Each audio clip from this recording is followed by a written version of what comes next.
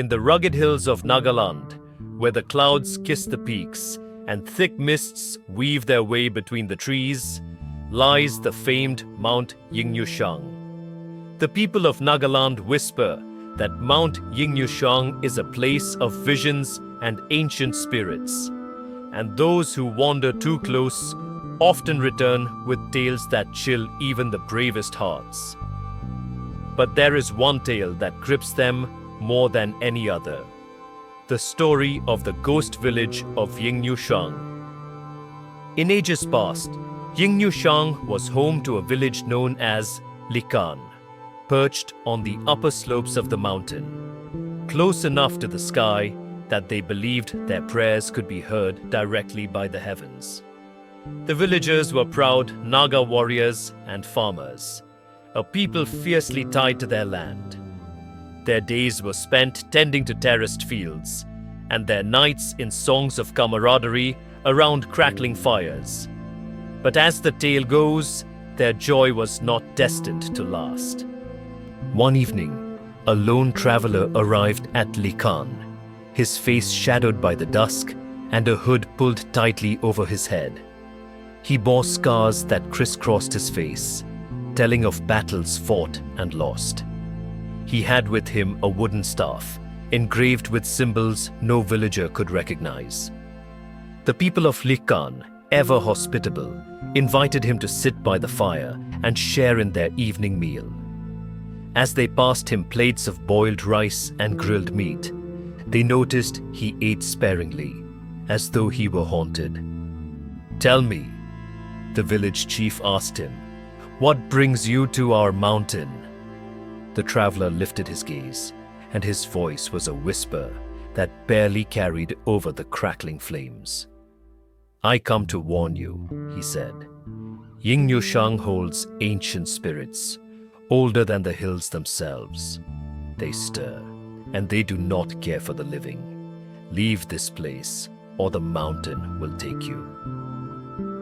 The villagers exchanged uneasy glances, but the chief, a seasoned warrior, laughed and dismissed the warning. "The spirits of this land are our kin. We honor them and they bless us. They would not turn against us." The traveler said no more, merely rising as the moon ascended, retreating into the shadows as silently as he had arrived. But the next morning, he was gone without a trace. The following days brought with them strange occurrences. The village's strongest oxen vanished one night, leaving no tracks. Children spoke of distant whispers in the forest, voices that seemed to call their names in soft, luring tones. Hunters returned with strange wounds they could not recall receiving.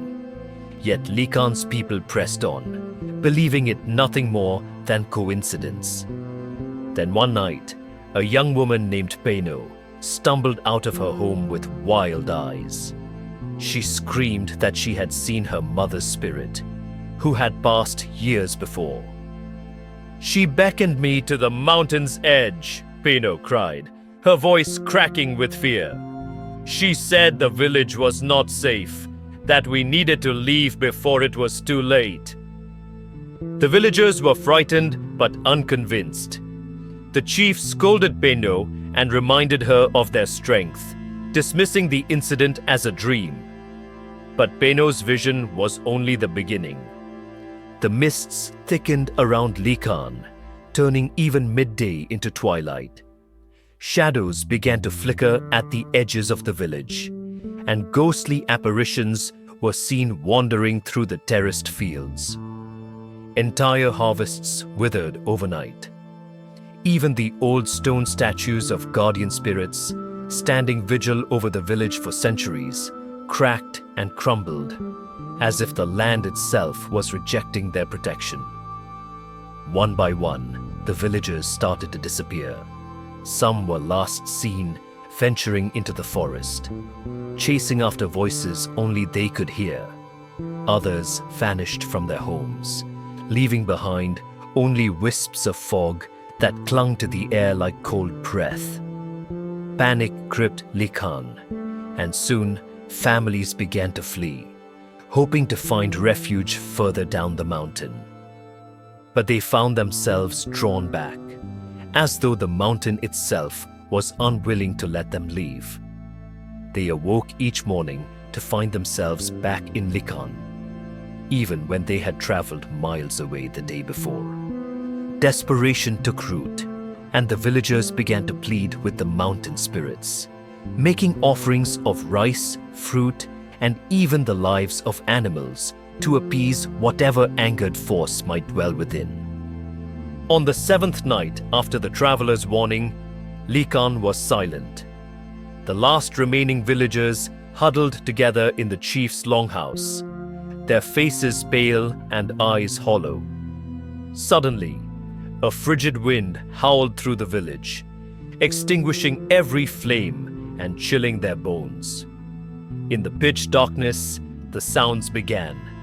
Footsteps shuffling outside, ghostly voices calling out their names, and shadows with eyes that glowed like embers drifting around the room.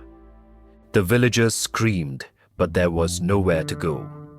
The last sound they heard was the cracking of the mountain beneath them, as though the earth itself was swallowing them whole.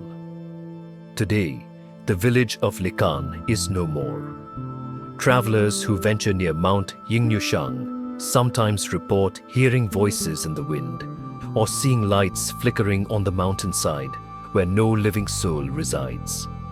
Brave souls tell of a strange silence that settles over the area at night, as if the land itself is holding its breath. Some say they have glimpsed shadowy figures, walking in a procession toward the mountain's edge, vanishing as dawn breaks. The people of Nagaland avoid Mount Yingnyushang, fearing it as a place cursed and forsaken.